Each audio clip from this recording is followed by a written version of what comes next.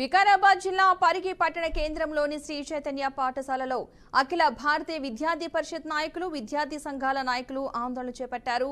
అనుమతులు లేకుండా పుస్తకాలు నోట్బుక్స్ ను అధిక ధరలకు అమ్ముతున్నారని ఆరోపించారు.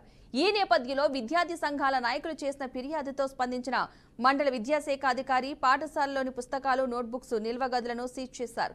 పాఠశాల పేరుతో పుస్తకాలను అమ్మడం నిబంధనలకు విరుద్ధమని, ఇలాంటివి జరిగితే సంబంధిత విద్యాసంస్థపై చర్యలు తప్పవని ఏబీవీపీ నాయకుడు సాయి గణేష్ అన్నారు. పాఠశాల తరగతుల వారీగా ఒక్కో విద్యార్థి నుండి 10,000 నుండి 15,000 రూపాయల వరకు వసూలు చేస్తోందని ఆగ్రహం వ్యక్తం చేశారు.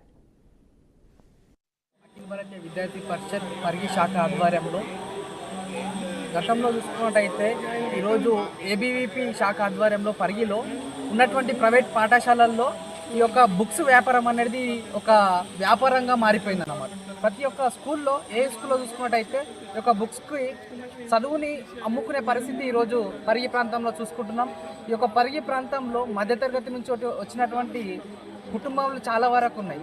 ఇలాంటి కుటుంబాలకు భారం వేసి వాళ్ళ రక్తం తాగుతూ ఈ యొక్క ప్రైవేటు యాజమాన్యాలు ఈరోజు బుక్స్ని మా స్కూల్లోనే కొనాలి, ఇక్కడనే కొనాలి, టై బెల్ట్ స్కూల్ బెల్ట్ అన్నీ ఇక్కడనే కొనాలని చెప్పి వాళ్ళని తల్లిదండ్రులని డిమాండ్ చేస్తూ వాళ్ళకు ఉన్నటువంటి వాళ్ళ యొక్క రక్తాన్ని తాగుతున్నటువంటి ఈ యొక్క ప్రైవేట్ మేనేజ్మెంట్ చేస్తున్న గవర్నమెంట్ ఎలాంటి దీనిపైన స్పందన చూడడం లేదు. ఎంఈఓ సార్కి ఇన్ఫార్మ్ చేయడం జరిగింది, అదేవిధంగా డిఓ మేడంకి ఇన్ఫార్మ్ చేయడం జరిగింది. గతంలో ఎన్ని కంప్లైంట్లు చేసినా సరే గతం అన్నట్టు అదే స్థితి ఈరోజు మనం చూసుకుంటున్నాం. ఇదే శ్రీ చైతన్య